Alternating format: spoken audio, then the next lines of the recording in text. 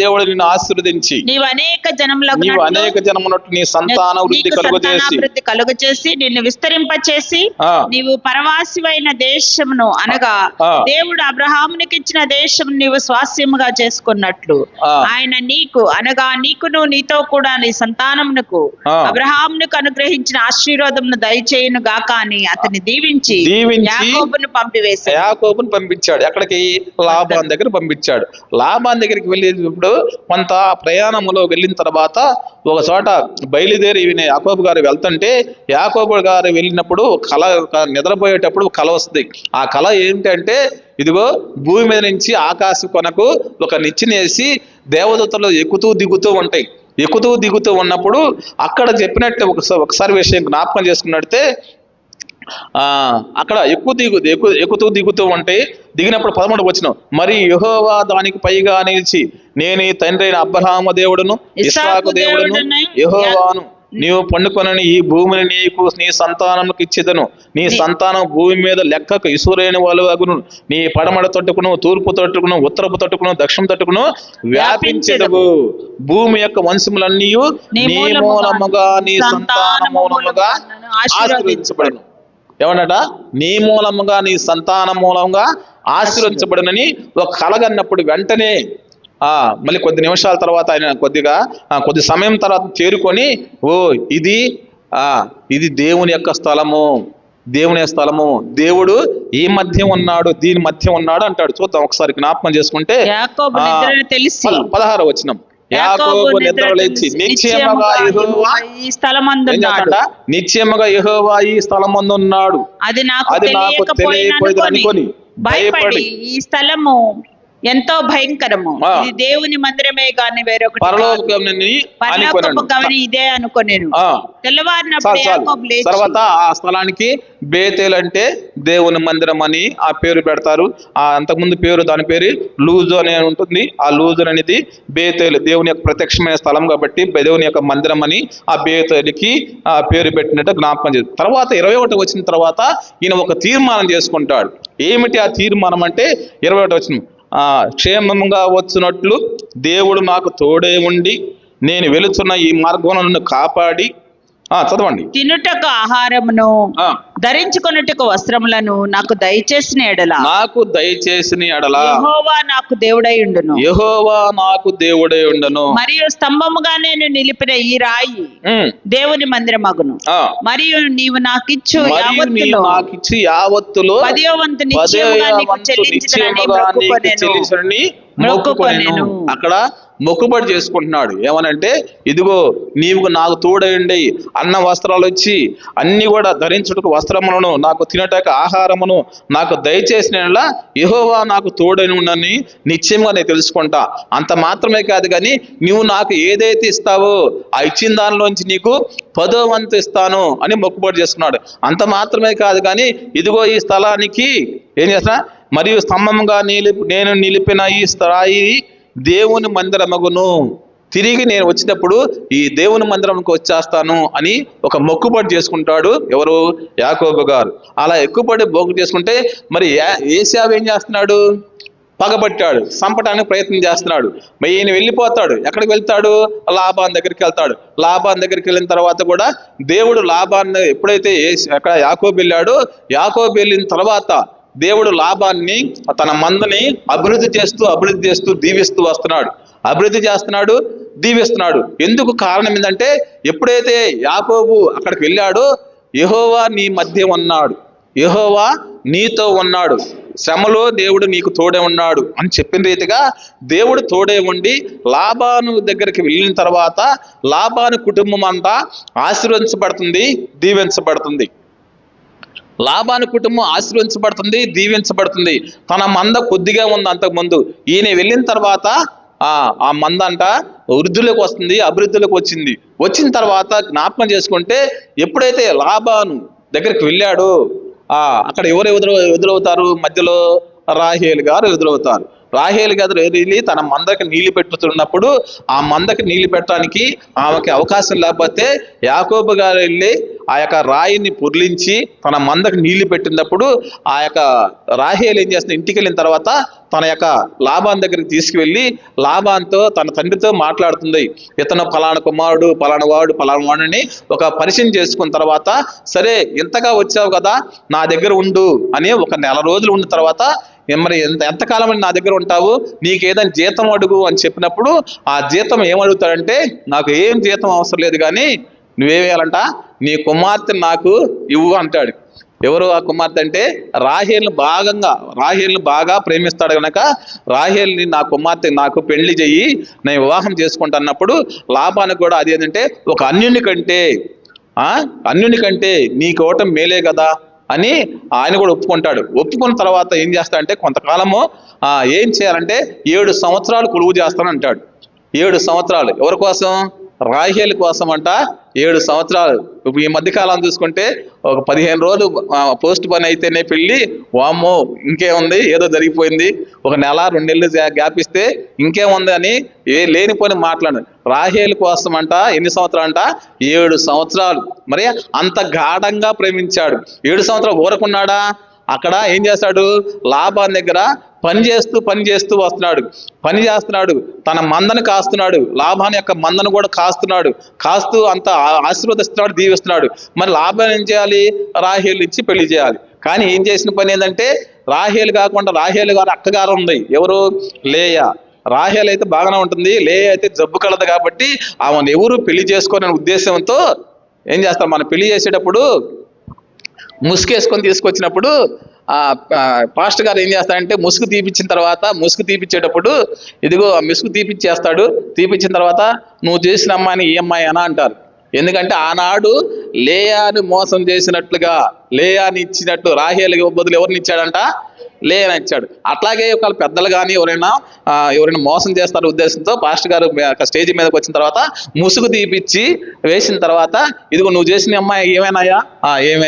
ఏమైనా అప్పుడు కూడా నువ్వు చూసింది, ఇప్పుడు చూసింది ఏమంటే ఏమే అన్న తర్వాతే ఆ పెళ్లి కార్యక్రమం జరిగింది. మరి ఆ రోజు అలా జరగల, రాహేలు గారికి అలా జరగలేదు, లేయాకి అలా జరగలేదు. కానీ లాబాను ఏం చేస్తాడంటే రాహేల్ని ఎక్కువగా ప్రేమిస్తాడు కాబట్టి ఎట్టయినా సరే ఈ అమ్మాయిని పెళ్లి చేస్తే ఆమెను చేసుకుంటాడు ఉద్దేశంతో ఒక రాత్రి సమయంలో లేయాని తీసుకొచ్చి ఇక యాకోబు దగ్గరికి పంపించినప్పుడు కొన్ని రోజుల తర్వాత తెలుసుకున్న తర్వాత, ఈ పని చేసావు ఎందుకంటే ఇదిగో ఈ పిల్లని నీ అక్క కాబట్టి, మరి అక్క కాకుండా చెల్లెలు చేయటం భావ్యం కాదు కదా, అందుకని చేసుకుంటానని చెప్పి ఇంకా నా కొద్ది సంవత్సరాలు నా దగ్గర ఉన్నట్టయితే కొలువు చేస్తే ఏమని కూడా నీకు ఇస్తానని చెప్పినప్పుడు మరొక 7 సంవత్సరాలు చేస్తాడు. అంటే అక్క కోసం 7 సంవత్సరాలు చేస్తాడు, ఆ తర్వాత చెల్లెళ్ళ కోసం 7 సంవత్సరాలు, మొత్తం ఎన్ని సంవత్సరాలు? 14 సంవత్సరాలు కొలువు చేస్తాడు. కొలువు చేసినప్పుడు దేవుడు వదిలిపెట్టలేదు. కానీ అక్కడి నుంచి తిరిగి మళ్ళీ ఆయన ఆశీర్విస్తూ దీవిస్తూ వస్తున్నప్పుడు, యాకోబుని అన్ని విషయాలు ఆశీర్విస్తున్నప్పుడు యాకోబు గారు అక్కడ ఏం చేస్తాడంటే, సరే ఇంతగా మనం వచ్చేసాం కదా, సరే మన ఇంటికి మనం వెళ్ళిపోదాంపా, మన దేశానికి మనం వెళ్దాంపా అనే ఉద్దేశంతో ఆ దేశానికి తిరిగి వారు బయలుదేరతారు. ఎవరెవరు బయలుదేరేది? యాకోబు తన 12 మంది సంతానం బిడ్డలు పడతారు, తర్వాత లేయాకి 6 మగపిల్లలు పడతారు, రాహేలుకి యేసేపు పడతాడు, తర్వాత లేయా దాసికి కొంతమంది పిల్లలు పడతారు. అట్టా రాక యాకోబు గారికి 12 మంది సంతానము, అలాగే ఒక దీనా కుమార్తె, 12 మంది కుమారులు, అలాగే ఒక కుమారులు, ఒక దీనా కుమార్తె కలుగుతారు. కలిగిన తర్వాత వీళ్ళందరం తీసుకొని ఏం చేస్తాడంట, తిరిగి మన దేశానికి వెళ్ళిపోదాంపా అని బయలుదేరి వెళ్ళి అడిగితే, ఇదిగో లాబాను ఏం చేస్తాడంటే, ఆడికే వెళ్ళేది, నువ్వు వెళితే ఇప్పుడు దాకా ఆశీర్వాదము ఎక్కడి నుంచి వస్తుంది అన్నప్పుడు మళ్ళీ 6 సంవత్సరాలు కొలువు చేస్తాడంట. మొత్తం ఎన్ని సంవత్సరాలు? 20 సంవత్సరాలు కొలువు చేస్తాడు. చూద్దాం ఒకసారి జ్ఞాపకం చేసుకుంటే, ఒకసారి 31వ అధ్యాయం 38వ వచనం. ఈ 20 ఏండ్లు నేను నీ యొద్ద ఇంటిని, నీ గొర్రెలను మేకలనైనను ఈడ్చుకొని పోలేదు, నీ మంద పొట్టేలను నేను తినలేదు, దుష్ట మగులం చేత చీల్చబడిన దానిని నీ యొద్దకు తేక ఆ నష్టం నేనే తెచ్చి పెట్టుకొంటిని, పగటి యందు దొంగలించబడిన దానిని నేనేమి రాత్రి యందు దొంగలించబడిన దాని నేమి నా యొద్ద పుచ్చుకొంటిని. నేను ఎలాగుంటిని, పగటి ఎండకు రాత్రికి మంచుకును నేను క్షీణిపోతుని. నిద్ర నా కన్నులకు ఏం చేసిందంట, నిద్ర నా కన్నులకు దూరమైను. ఇది వరకు నా ఈ ఇంటిలో 20 ఏండ్లు ఉంటిని. నీ ఇద్దరు కుమార్తెల నిమిత్తం 14 ఏండ్లను, నీ మంద నిమిత్తము 6 ఏండ్లు నీకు కొలువు చేసిని. ఆయనను, ఇక్కడ గమనించండి, ఆయనను నీవు నా జీతము 10 మార్లు మార్చాడంట లాబాను. ఎన్నిసార్లు అంట? 10 మార్లు మార్చాడు. ఏమని? యాకోబు గారు ఏం చెబితే అక్కడ జరిగేదంట అది. ఎందుకంటే ఇదిగో మందలన్నీ కూడా పొడలగలవి పుడతాయంటే పొడలగలిగి పుట్టాయి, మచ్చలు కలిగి పుడతాయి అంటే మచ్చలు కలిగి పుడతాయి, నలుపు పుడతాయి అంటే నలుపు పుడతాయి. అట్టా యాకోబు ఏం చేసి ఇదిగో నలుపు మొత్తం నాయి అనేవాడు. అప్పుడు నలుపుయే అవన్నీ కూడా మందలు ఈనాయి అంట. పొడలగలిగి మొత్తం కూడా నాయి, పొడలేని నీ అన్నప్పుడు పొడలగలివి ఈనాయి. కానీ ఎన్నిటి కారణం అంటే దేవుడు యాకోబుతో తోడే ఉండి అన్ని కూడా అలా తెలుస్తున్నప్పుడు అలా ఆశీర్వాదం అంట, చాలా ఆశీర్వదించాడంట. చూద్దాం ఒకసారి 30వ అధ్యాయంలో 30వ అధ్యాయం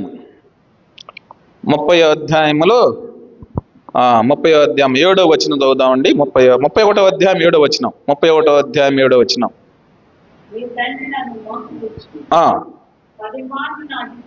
10 మార్లు నా జీతం మార్చను, అయినను దేవుడు అతన్ని నాకు హాని చేయలేదు. అతడు పొడలగలవి నీ జీతమగునని చెప్పిన ఎడల అప్పుడు మందలన్నీ పొడలగల పిల్లలు, మందలన్నీ పొడలగల పిల్లలని, చారలగలవి నీ జీతమగునని చెప్పినప్పుడు అప్పుడు మందలన్నీ చారలగల పిల్లలు అని నీవనెను. అట్లు దేవుడు మీ తండ్రి పశువులను తీసి నాకు ఇచ్చెను. మందలు చూలు కట్టు కాలంన నేను స్వప్నమందు కన్నులెత్తి చూడగా గొర్రెలను దాటు పొట్టేళ్లు చారలైనను పొడలైనను మచ్చలైనను గలవై ఉండెను. మరియు ఆ స్వప్నమందు దేవుని దూత యాకోబు అని నన్ను పిలువగా చిత్తము ప్రభువా అని చెప్పి తిని. అప్పుడు ఆయన, నీ కన్నులెత్తి చూడుము, గొర్రెలను దాటుచున్న పొట్టేళ్లన్నీయు చారలైనను పొడలైనను మచ్చలైనను గలవి. ఏలైనగా లాబాను నీకు జయించిన దేవతను చూచితిని. నీవెక్కడ స్తంభం మీద నూనె పోసి చేసుకుంటే అలా దేవుడు ఆశ్రయించాడు. ఆయన ఏమి చెబితే అది అక్కడ జరిగింది. అలా ఆ లాభాన్ని ఆశ్రయించాడు. యాకోబుని అలా ఆశ్రయించుకుంటూ దీవించుకుంటూ వచ్చినప్పుడు ఇంకా తిరిగి అయ్యా మా దేశానికి మేము వెళుతాం అన్నప్పుడు వెంటనే సరే వెళ్ళండి అని చెబుతాడు. కానీ వెళ్ళేటప్పుడు మరి కూడా కొంత బాధతో పంపిస్తాడు. బాధతో ఈయన ఉంటే నాకు ఆశీర్వాదం వచ్చేది కదా, ఈయన నుంచి నా దీవెన వచ్చేదనా అని చెప్పినప్పుడు ఇదిగో ఇన్నిసార్లు నీ దగ్గర ఉంటే 20 సంవత్సరాలు కొలువు చేస్తే ఇంతగా పంపిపోతే ఇంకా నేనేం చేయాలని చెప్పా పెట్టకుండా వచ్చేస్తారు. వచ్చేటప్పుడు కొంత నగలు కూడా తీసుకొస్తారు. ఎవరు? రాహేలు తన తండ్రి ఇంటనున్న గృహదేవతలు దొంగలించి వచ్చింది. అక్కడికి వచ్చిన తర్వాత ఒకవేళ వీళ్ళు వచ్చి నా మీద ఏమైనా పడతారనే ఉద్దేశంతో ఆయన లాబాను వెళుతూ బయలుదేరి నా యొక్క గృహదేవతను తీసుకువెళ్తున్నారని ఆయన వెళ్ళి అన్ని కూడా సామాను మొత్తం కూడా వెతుకులాడుతున్నప్పుడు వెంటనే దేవుడు ఆయన ప్రత్యక్షమయ్యి లాబానుతో మాట్లాడతాడంట. 24వ వచనం, 31వ అధ్యాయం 24వ వచనం. ఆ రాత్రి స్వప్నం ముందు వచ్చి నీవు యాకోబుతో మంచిగాని చెడుగాని పలుకకము, జాగ్రత్త సుమి అని అతనితో చెప్పెను. లాబాను యాకోబును కలుసుకొనెను. ఏమని చెప్పంట? జాగ్రత్త, నువ్వు ఎక్కడికి వెళ్తున్నావు? నా కుమారుడనా యాకోబు దగ్గరికి వెళ్తున్నావు, అక్కడికి వెళ్ళి ఎక్కువ తక్కువ ఏమైనా మాట్లాడితే నీకు చేస్తే జరిగిద్దని జాగ్రత్త సుమా అని ఒక వార్నింగ్ ఇచ్చి పంపించాడు. ఎవరు? దేవుడే లాబానుతో వార్నింగ్ ఇచ్చాడు. ఆ వార్నింగ్ ఇచ్చిన తర్వాత తిరిగి వెళ్తాడు. ఏమి చేయకుండా కాముగా ఒక సమాధానకరంగా అలా జరిగింది. తర్వాత యాకోబు తన 28వ వచనం. నీవు నా కుమారులను నా కుమార్తెలను 31వ అధ్యాయం. లాబాను నేడు నీకు ఈ కుప్ప నాకును నీకు మధ్య సాక్షిగా ఉండని చెప్పి కాబట్టి దానికి చదవండి. అయితే నీవు నా కుమారులను నా కుమార్తెలను నన్ను ముద్దు పెట్టుకొననీయక పిచ్చి పట్టిట్లు చేసితివి. మీకు హాని చదవమ్మా. 30 కాదు 48వ వచనం చదువు. 48వ వచనం. లాబాను నేడు ఈ కుప్ప నాకును నీకును మధ్య సాక్షిగా ఉండునని చెప్పెను. కాబట్టి దానికి గలేదను పేరు పెట్టెను. మరియు మనము ఒకరికొకరము దూరముగా నుండగా యెహోవా నాకును నీకును మధ్య జరుగునది కనిపెట్టునని చెప్పెను. మరియు మనం ఒకరికొకరము దూరంగా నుండగా యెహోవా నాకును నీకు మధ్య జరుగునని కనిపెట్టని చెప్పిన కనుక దానికి మిస్పా అని పేరు పెట్టెను. అక్కడి నుంచి తిరిగి దేవుడు తోడే ఉండి అక్కడి నుంచి బయలుదేరి వస్తాడు. బయలుదేరి వచ్చిన తర్వాత మళ్ళీ ఎక్కడికి వెళ్ళాలి? ఏశావు తన తండ్రి అయిన ఇస్సాకు దగ్గరికి వెళ్ళాలి, అంతే కదా. ఇస్సాకు దగ్గరికి వెళ్ళాలి, తన యొక్క ఆ సొంత దేశానికి వెళ్ళాలి. దాని దేశానికి వెళ్ళినప్పుడు ఈయనకి ఏం జరుగుతుంది? ఇక్కడ భయం వస్తుంది. బిడ్డలున్నారు, ఆస్తి ఉంది, మందలుండి, దాసి ఉన్నాడు, అంతగా ఆశీర్వదిస్తాడు దేవుడు. ఎలా ఆశీర్వదిస్తాడంటే 30వ అధ్యాయములో 42వ వచనం, 30వ అధ్యాయం 42వ వచనం, మంద బలహీనప్పుడు పెట్టలేదు, అట్లు బలహీనమైనవి లాబానుకును బలమైనవి యాకోబునకు వచ్చును. ఆ ప్రకారం ఆ మనుషుడు అత్యధికముగా అభివృద్ధి పొంది విస్తారమైన మందలు, దాసులు, ఒంటెలు, గాడిదలు గలవాడై ఉన్నాడు. మందలు, దాసీలు, గాడిదలు గలవాడై విస్తారమైన మందలు కూడా వచ్చి ఆ దేశంలో అత్యధికంగా అభివృద్ధి పొంది వచ్చాడు యాకోబు.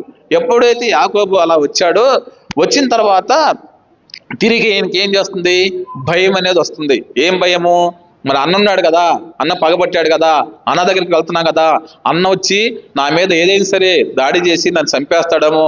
ఆనాడు నేను చేసిన పనిని ఆయన గుర్తు చేసుకొని ఆయన ఏదైతే అతను జ్యేష్ఠత్వం తీసివేసుకున్నాను, అలాగే తన యొక్క తండ్రి యొక్క దీవెనలు మొత్తం కూడా నేను తీసేసుకున్నాను, అది చూసి నన్ను పగబట్టాడు, చంపుదాం అనుకున్నాడు కదా, మరి ఇంకా పగ ఉంటుందో అనే ఉద్దేశంతో యాకోబు గారు ఏం చేస్తారంటే వెళ్ళేటప్పుడు ఒక 400 మందితో ఆయన కొంతమందిని పంపించి, ఇదిగో నా అన్న వస్తాడు, ఏశావు వస్తాడు, ఏశావు అలా సమాధానకరంగా ఉంటేనే బాగానే ఉండిద్ది, లేకపోతే నాకు ముందుగా మీరు అందరూ వెళ్ళండి, తర్వాత నేను తప్పించుకొని వెళ్తాను ఉద్దేశంతో అలా ఉన్నప్పుడు వెంటనే ఇక్కడ 2 గుంపులుగా చేసి వారి దగ్గరికి వచ్చి అతని అన్నకి కొన్ని కానుకలు పంపించి ఇచ్చేటప్పుడు ఒక మాట మాట్లాడతాడు. చదవండి ఒకసారి.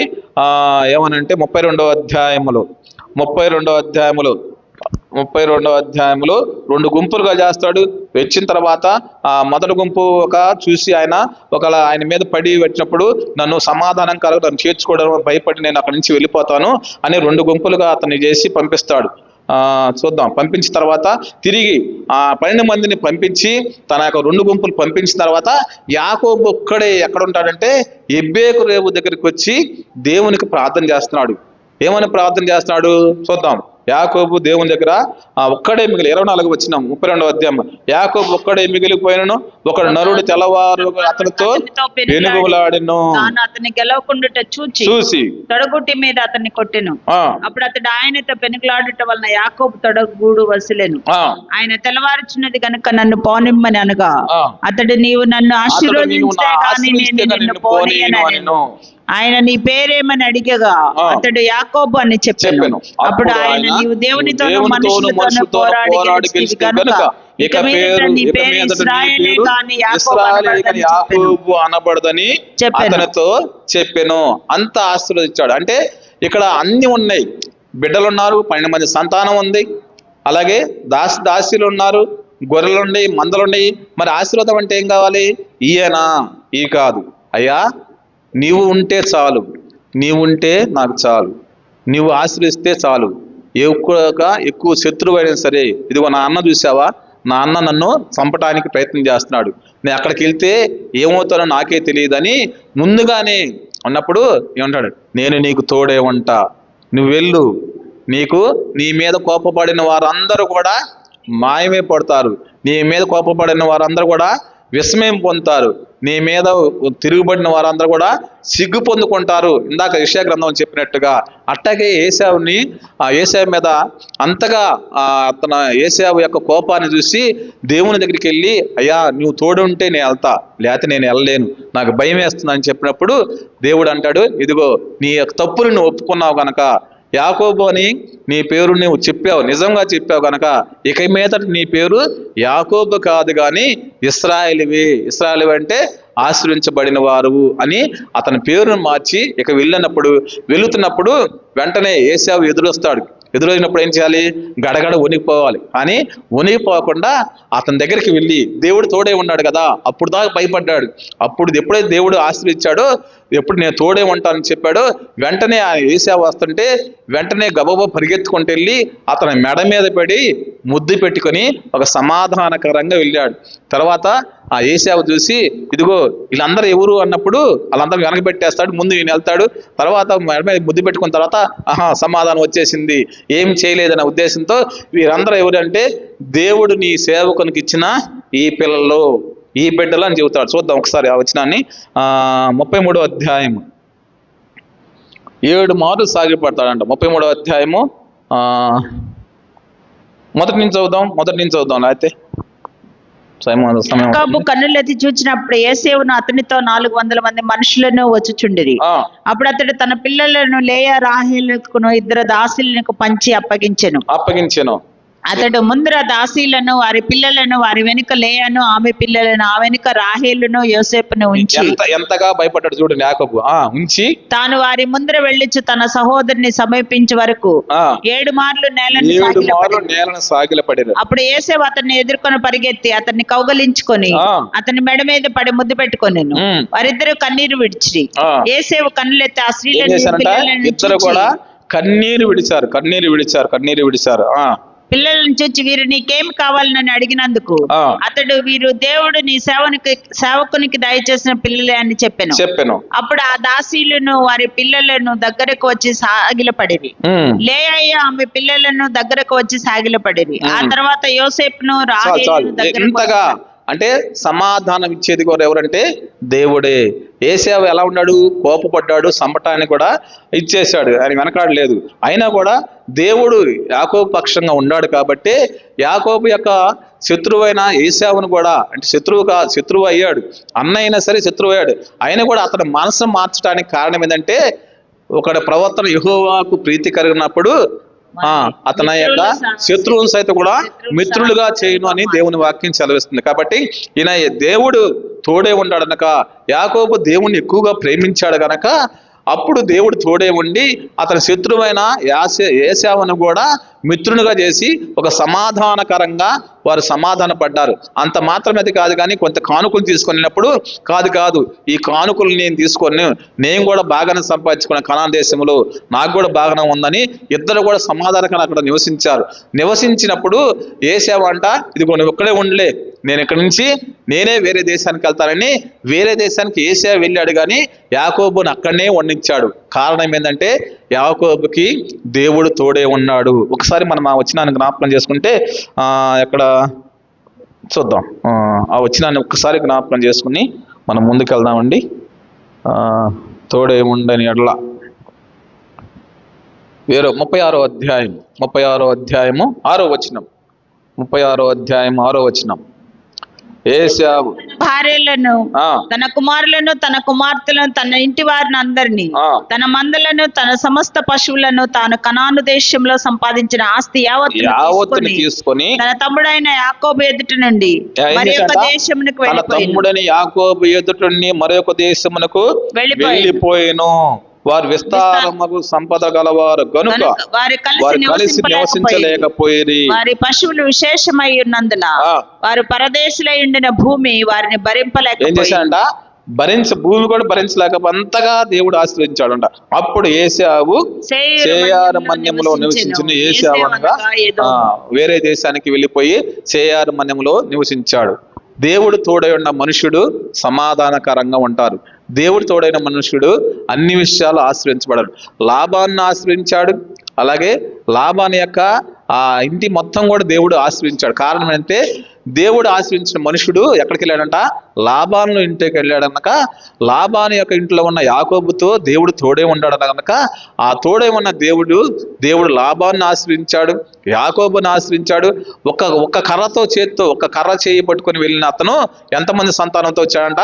12 మంది సంతానంతో వచ్చాడు. వెళ్ళింది ఎవరు? ఒక్కడే. వచ్చింది ఎంతమంది? 12 మంది సంతానము, దాసీలు, అలాగే గొర్రెలు, మందలు. తన విస్తారంగా నివసించలేనంతగా భూమి కూడా భరించలేదంట. అంతగా దేవుడు ఆశ్రయించాడు. కారణం అంటే నేను నీకు తోడే ఉన్నాడు. ఎప్పుడు తోడే ఉంటాడు? శ్రమలలో, ఇబ్బందుల్లో, సమస్యల్లో అన్నిట్లో కూడా దేవుడు తోడే ఉన్నాడు. ఏశావు పగబట్టాడు. పగబట్టినప్పుడు ఈయన ఆ పగబట్టాడని ఏమన్నా చేసుకొని వెళ్ళిపోయాడా? వెళ్ళిపోలేదు, కానీ దేవుని మీద ఆధారపడాడు.